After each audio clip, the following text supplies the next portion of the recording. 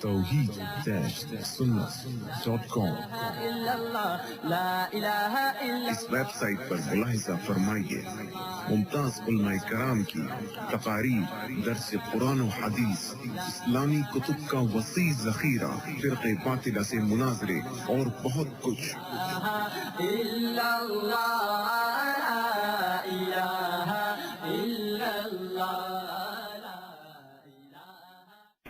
إن هذا لفي الصحف الأولى صحف إبراهيم وموسى. وقال الله تعالى في مقام آخر ونفس وما سواها فألهمها فجورها وتقواها قد أفلح من زكاها فمن تزكى. تحقیق فلاح پا گیا وہ جو ستھرا ہوا۔ فلاح قرآن مجید کا ایک لفظ ہے، اس کا لفظی مطلب ہوتا ہے پوشیدہ چیز کا کھلنا۔ اسی لیے عربی میں کسان کو فلاح کہتے ہیں، تو زمین میں بیج ڈالتا ہے تو زمین کی پوشیدہ صلاحیتیں کھلتی ہیں۔ جب وہ آدمی جس کے منہ کی کنسٹرکشن ایسی ہو کہ اس کے ہونٹ بند نہ ہو سکیں اور کھلے رہتے ہوں تو عربی میں کہتے ہیں رجل افلح، اس کے منہ کھلا رہتا ہے۔ اصطلاح میں فلاح کہتے ہیں کامیابیوں کے دروازوں کا کھلنا، ایسی کامیابی جس کے بعد ناکامی نہ ہو، ایسی عزت جس کے بعد ذلت نہ ہو، ایسی خوشی جس کے بعد غم نہ ہو، اس کو فلاح کہتے ہیں۔ اور فرمایا کہ یہ فلاح اس بندے کو ملے گی جو ستھرا ہوا۔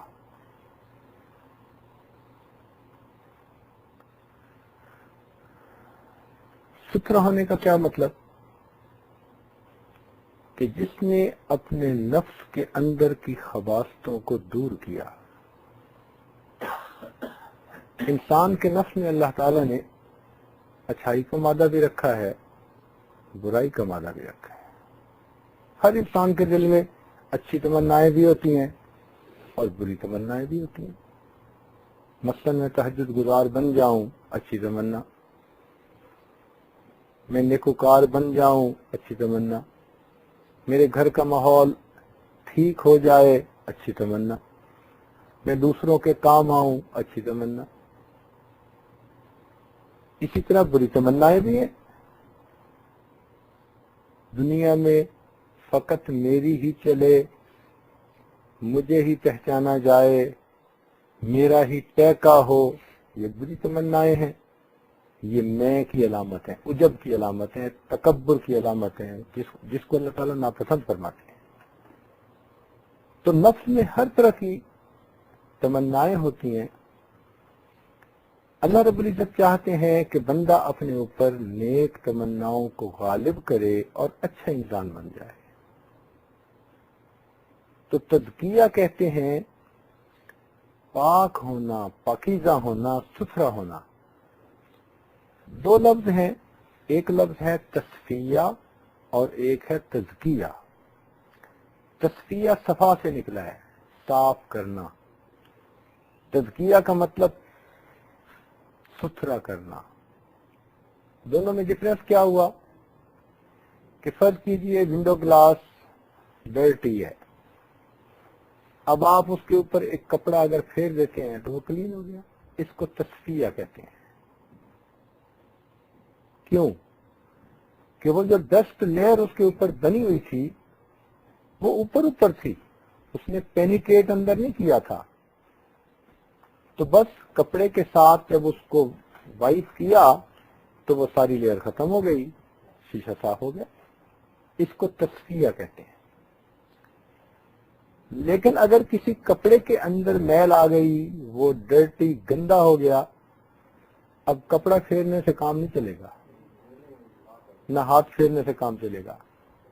اس کا ایک پروسیس ہے. پانی میں ڈالیں، صابن لگائیں، اسے نچوڑیں، 2-4 مرتبہ یہ عمل کریں، اس کے اندر کی میل نکل جائے گی. اس پورے پروسیس کو تزکیہ کہتے ہیں کہ ہم نے اس کپڑے کو ستھرا کیا. کیوں؟ کہ اب ڈسٹ جو تھی وہ کپڑے کے اندر پینیٹریٹ کر چکی تھی، وہ اس کا حصہ بن چکی تھی. اس کو نکالنے کے لیے آپ کو زیادہ کام کرنا پڑا. اس لیے دل کا تصفیہ ہوتا ہے اور نفس کا تزکیہ ہوتا ہے. اس کی کیا وجہ؟ کہ گناہوں کی ظلمت جو انسان کے دل پر آتی ہے وہ دل کے اندر نہیں جاتی، وہ دل کے اوپر ایک لیئر بن جاتی ہے. کلا بل ران علی قلوبہم ما کانوا یکسبون. کیوں نہیں؟ ان کی بدعمالیوں کی وجہ سے ان کے دلوں پہ زنگ لگا دیا گیا. اور سب جانتے ہیں کہ رسٹ جو ہوتا ہے وہ سٹیل کے اوپر ہوتا ہے، سٹیل کے اندر نہیں ہوا کرتا. اسی لیے جب رسٹ ریموور کو اوپر اپلائی کرتے ہیں تو وہ ختم ہو کے سٹیل پہ چمکنے لگ جاتا ہے. تو یہ 2 لفظ ہیں. تصفیہ کا لفظ قلب کے لیے استعمال ہوتا ہے اور تزکیہ کا لفظ نفس کے لیے استعمال ہوتا ہے. تو اس کا معنی کیا ہوا؟ نفس کو آلائشوں سے پاک کرنا، ستھرا کرنا، اس کو تزکیہ کہتے ہیں. یہ اللہ رب العزت کے نزدیک اتنا اہم ہے کہ اس کے ساتھ فلاح کو نفی کیا گیا. قرآن مجید میں 3 کام ہیں جن کے ساتھ فلاح کا کنیکشن جوڑا گیا. سب سے پہلے توبہ. ارشاد باری تعالی ہے وَتُوبُوا إِلَى اللَّهِ جَمِيعًا أَيُّهَا الْمُؤْمِنُونَ لَعَلَّكُمْ تُفْلِحُونَ. اب فلاح کا تذکرہ توبہ کے ساتھ. اور دوسری جگہ تزکیہ کے ساتھ فلاح کا تذکرہ قد افلح من تزکا. اور تیسرا نماز کے ساتھ فلاح کا تذکرہ قد افلح المؤمنون الذین هم فی صلاتهم خاشعون. تو یہ 3 کے ساتھ کنیکشن ہے. تو معنی کیا بنا؟ مفسرین نے لکھا کہ ان تینوں کے درمیان ایک آرڈر ہے. انسان توبہ کرتا ہے سب سے پہلے، یہ فلاح حاصل کرنے کا پہلا زینہ. پھر اس کے بعد اپنے من کی گندگیوں کو صاف کرتا ہے، یہ فلاح حاصل کرنے کا دوسرا زینہ. اب جا کر اس کو وہ نماز نصیب ہوتی ہے کہ جس نماز میں اس کو اللہ رب العزت کی حضوری نصیب ہوتی ہے. ایسی نماز پر اللہ رب العزت اس کو فلاح عطا فرماتے ہیں. تو جو انسان فلاح حاصل کرنا چاہے، پہلا سٹیپ یہ ہے کہ وہ سچی توبہ کرے گناہوں سے. دوسرا سٹیپ یہ ہے کہ وہ ایسی محنت کرے کہ من کے اندر کی گندگیاں صاف ہو جائیں. اب اس کو ایسی نماز نصیب ہوگی کہ جس نماز کے اندر یکسوئی ہوگی، حضوری ہوگی، جس نماز کے اندر وہ کیفیت ہوگی ان تعبد اللہ کانک تراہ. تو اللہ کی عبادت ایسے کر جیسے تو اسے دیکھتا ہے. ابھی چند دن پہلے کی بات ہے، ساؤتھ افریقہ میں ایک صاحب کہنے لگے کہ حضرت 2 سال ہو گئے متواتر میں ہر دن کوشش کرتا ہوں کہ 2 رکعت بغیر دنیا کے خیالات کے پڑھوں. ہر دن میں ٹرائی کرتا ہوں اور صدق کے دل کے ساتھ ٹرائی کرتا ہوں، پورے 2 سال میں ایک دن 2 رکعت نصیب نہ ہوئی. تو یہ اتنا مشکل ٹارگٹ ہے کہ 2 سال ایک بندہ کنٹینیوسلی اس کے لیے اسٹرگل کرتا رہا کہ میں صرف 2 رکعت بغیر دنیا کے خیال کے پڑھوں، نہیں پڑھ سکا. میں نے انہیں کہا کہ بات یہ ہے کہ آپ اگر کسی رہبر، عالم، مرشد سے کچھ پتہ کر لیتے تو آپ کو 2 سال کا اتنا بڑا مجاہدہ نہ اٹھانا پڑتا. ایک ترتیب ہے. سب سے پہلے توبہ، پھر اس کے بعد تزکیہ نفس، پھر اس کے بعد مقام احسان. اگر آپ اس ترتیب کو بدلنا چاہیں گے تو آپ کو یہ کیفیتیں حاصل نہیں ہوں گی. آپ مجھے یہ بتائیے کہ آپ کی یہ تمنا اپنی جگہ کہ میں 2 رکعت ایسے پڑھوں، کیا آپ نے کبیرہ گناہوں سے توبہ کر لی؟ کہنے نہیں. تو جب ابھی توبہ کے سٹیپ پہ ہی آپ نہیں پورے اترے تو آپ حضوری کی نماز کیسے اللہ سے مانگتے ہیں؟ یہ تو ایسا ہی ہے کہ پہلا سٹیپ اٹھایا نہیں اور تھرڈ سٹیپ پہ آپ جانے کی تمنا کر رہے ہیں. تو فلاح کلی ملتی ہے اس بندے کو جو سچی توبہ کرے، پھر اپنے من کی گندگیوں کو صاف کرے، پھر ایسی عبادت کرے کہ جس عبادت کے اندر فقط حاضری نہیں حضوری نصیب ہو. آج تو نمازوں میں ہماری حاضری ہوتی ہے نا، کھڑے مسجد میں ہوتے ہیں، پہنچے ہوئے گلی کوچہ بازار میں ہوتے ہیں. اللہ تعالیٰ کیا فرماتے ہیں کہ ایسی عبادت، جس عبادت کو ایسے کرو کہ جیسے تم اللہ کو دیکھتے ہو، حدیث پاک کا مفہوم، ایسی عبادت مطلوب ہے. تو اس لیے فلاح حاصل کرنے کی تمنا ہر انسان کے دل میں، ہر انسان چاہتا ہے مجھے فلاح ملے. اب اس فلاح کے لیے ہم تزکیہ کیسے حاصل کریں، یہ آج کا ٹاپک ہے. ہم اپنے آپ کو ستھرا کیسے کریں، یہ نبی علیہ السلام کے بعثت کے مقاصد میں سے ہے. یہ نبی علیہ السلام جو تشریف لائے نا، تو آپ کے آنے کے آبجیکٹیوز جو قرآن پاک میں ایکسپلین کیے گئے، ان 4 آبجیکٹیوز میں سے ایک یہ ہے وَيُزَكِّيهِمْ، کہ آپ ان انسانوں کو ستھرا فرمائیں گے. یہ ان آبجیکٹیوز میں سے ایک میجر آبجیکٹیو ہے. سب سے پہلے فرمایا یتلو علیہم آیاتہ، آپ تلاوت فرمائیں گے، وَيُزَكِّيهِمْ، اور آپ ان کو ستھرا کریں گے، ان کا تزکیہ کریں گے.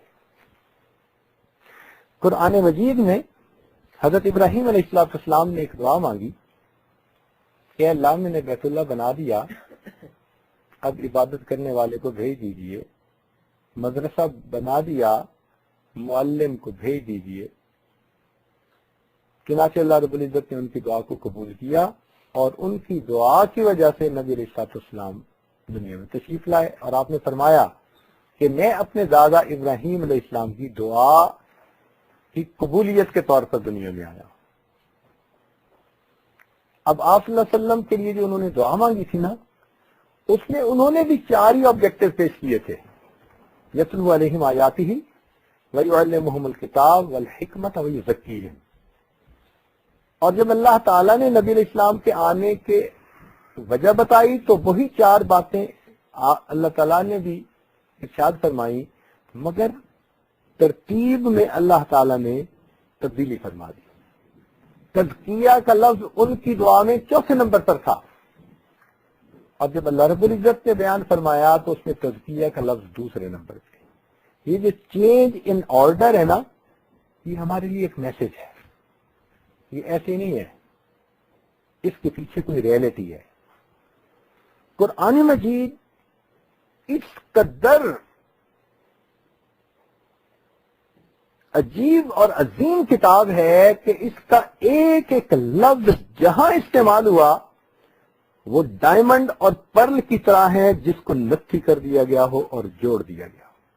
ہر لفظ بامانی، کوئی آگے استعمال ہوا، کوئی پیچھے استعمال ہوا، اس کی بھی ریزن ہے. اب اس کے پیچھے ریزن کیا ہے کہ اللہ تعالیٰ نے تزکیہ کے لفظ کو 4 جگہ سے اٹھا کے 2 جگہ پر ڈال دیا. اس کی میں آپ کو 1-2 مثالیں دے دوں تاکہ قرآن مجید کی عظمت آپ کے سامنے کھلے. قرآن مجید میں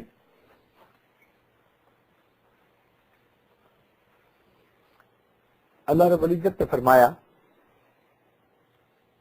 انسان کی پیدائش کے بارے میں، فَجَعَلْنَاهُ سَمِيعًا بَصِيرًا، ہم نے اس انسان کو سمیع اور بصیر بنایا.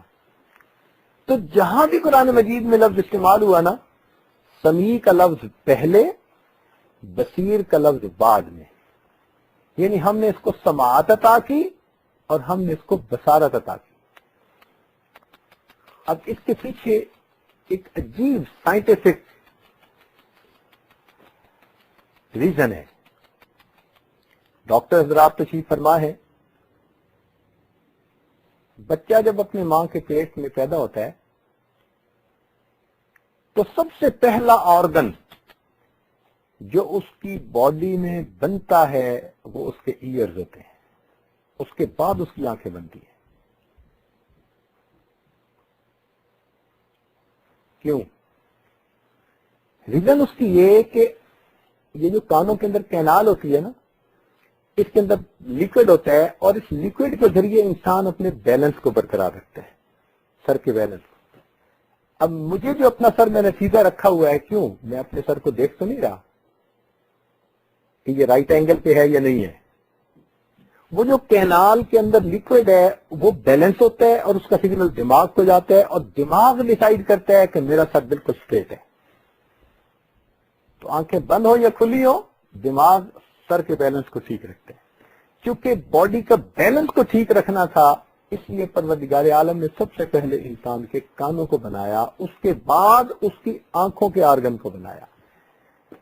اب بتائیے 1400 سال پہلے ماں کے پیٹ میں بچہ پیدا ہو رہا ہے، کس کو کیا پتا کہ آنکھیں پہلے بن رہی ہیں یا اس کے کان پہلے بن رہے ہیں؟ اللہ رب العزت اس وقت فرماتے ہیں فَجَعَلْنَاهُ سَمِيعًا بَصِيرًا، ہم نے اسے سمیع بنا دیا اور ہم نے اسے بصیر بنا دیا.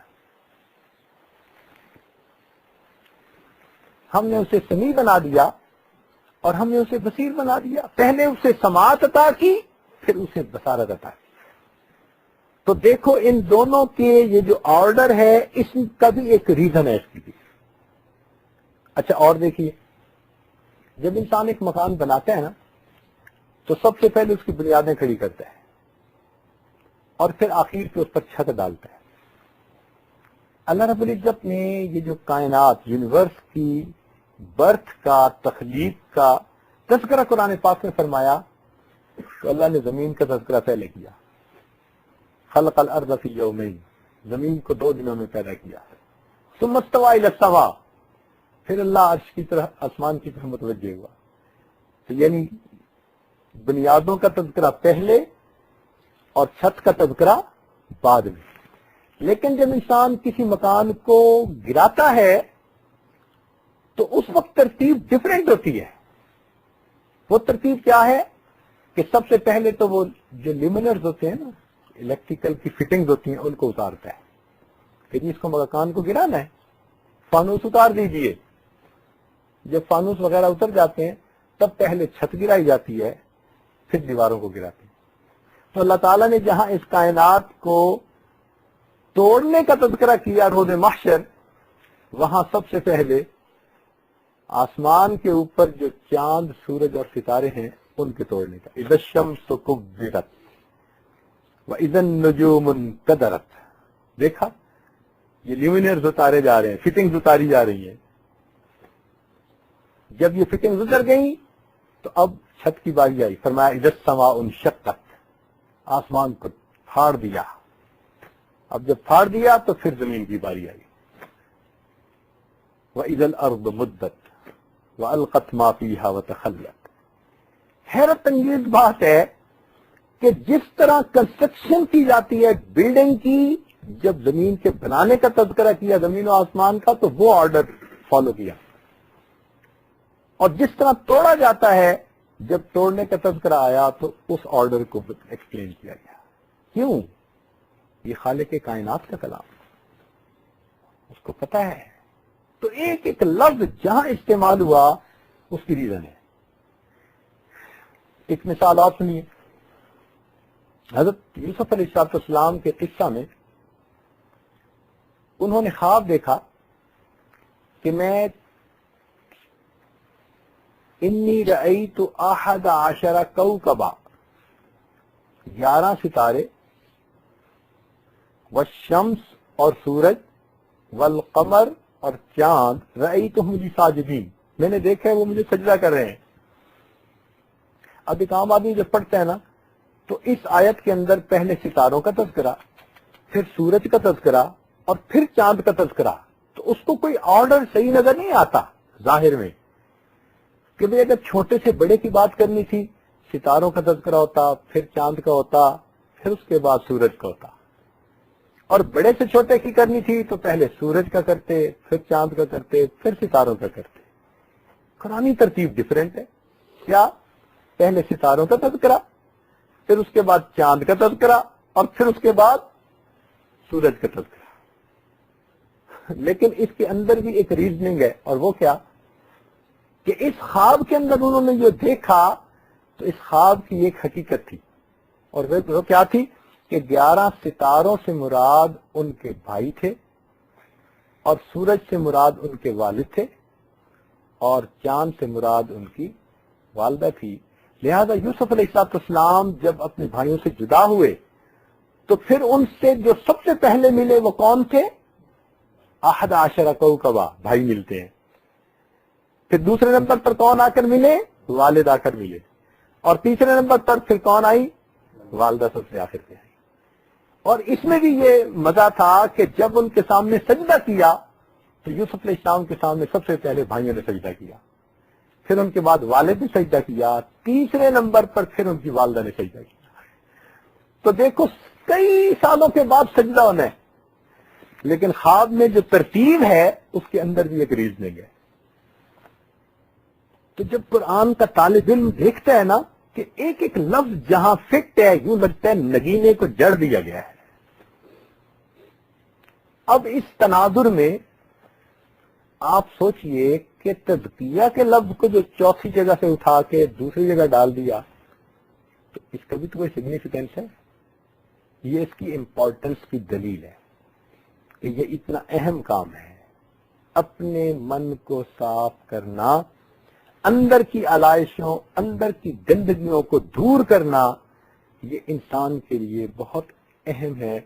ایمفیسس اس پر پلیس کرنے کے لیے اس کے آرڈر کو چینج کر دیا تاکہ پتہ رہے کہ یہ کتنی اہم بات ہے۔ اب یہ جو تزکیہ ہے یہ ہم میں سے ہر بندے پر ضروری، ہر بندے پر ضروری۔ جیسے ہمارے فرض منصبی ہوتے ہیں تو تزکیہ کا حاصل کرنا ہر بندے کا فرض منصبی ہے۔ انسان کے اندر بیماریاں ہیں، روحانی بیماریاں، جسمانی بیماریوں کو تو ہم سب جانتے ہیں، اس کو تو ڈائبٹیز ہے جی، اس کو ہائی کولیسٹرول پرابلم ہے جی، اس کو بلڈ پریشر کی پرابلم ہے جی، اس کو کڈنی پرابلم ہے جی۔ یہ اس کی فزیکل ڈیزیزز ہیں۔ کچھ اسپرچل ڈیزیزز ہوتی ہیں، مثلا ایک انسان کے اندر حسد ہے، بغض ہے، کینہ ہے، تکبر ہے، عجب ہے، یہ سب کی سب اس کی باطنی بیماریاں ہیں۔ اللہ تعالیٰ نے قرآن مجید میں ان کو بیماریوں سے تعبیر فرمایا فی قلوبہم مرض، ان کے دلوں کے اندر مرض ہیں، فزادہم اللہ مرضا۔ اے نبی اسلام کی ویڈیو تم پردہ کیا کرو، فیطمع الذی فی قلبہ مرض، ایسا نہ ہو طمع کرے وہ بندہ جس کے دل کے اندر مرض ہے۔ تو معلوم ہوا کہ جب غیر عورت کی طرف آنکھ اٹھا کے کسی کے دل کے اندر خواہش اٹھتی ہے، یہ دل کے مرض کی علامت ہوتی ہے، نگاہ ناپاک ہوتی ہے، اندر مرض ہے، اندر روگ ہے۔ اس روگ کی وجہ سے انسان غیر محرم کو ایسے دیکھتا ہے جیسے شکاری کتا کسی چیز کو دیکھ رہا ہوتا ہے۔ یہ اندر کی بیماری۔ اب ان بیماریوں کو دور کر دینا اس کو تزکیہ کہتے ہیں۔ اب یہ بیماریاں کیسے دور ہوں؟ اس کے لیے معالج کی ضرورت ہوتی ہے۔ دنیا کے اندر جب بھی کوئی بندہ بیمار ہوتا ہے، کوئی کتاب اٹھا کے نہیں دیکھتا کہ جی میں اپنی بیماری کی ڈیٹیلز پڑھ کے پریسکرپشن خود کروں۔ نہ نہ نہ نہ، بڑے سے بڑے ڈاکٹر کو دیکھا وہ بھی دوسروں سے ریکمنڈیشن لے لیتا ہے، کہتے ہیں جی اپنی بیماری کو بندہ خود نہیں علاج کر سکتا، دوسرے سے علاج کروانا اچھا ہوتا ہے، تھرڈ پرسن کی اوپینین دی۔ اسی طرح انسان اگر اپنی بیماریوں کا علاج کرنا چاہے تو وہ خود علاج نہیں کر سکتا، کسی مربی کی، کسی ڈاکٹر کی، کسی طبیب کی ضرورت ہوتی ہے۔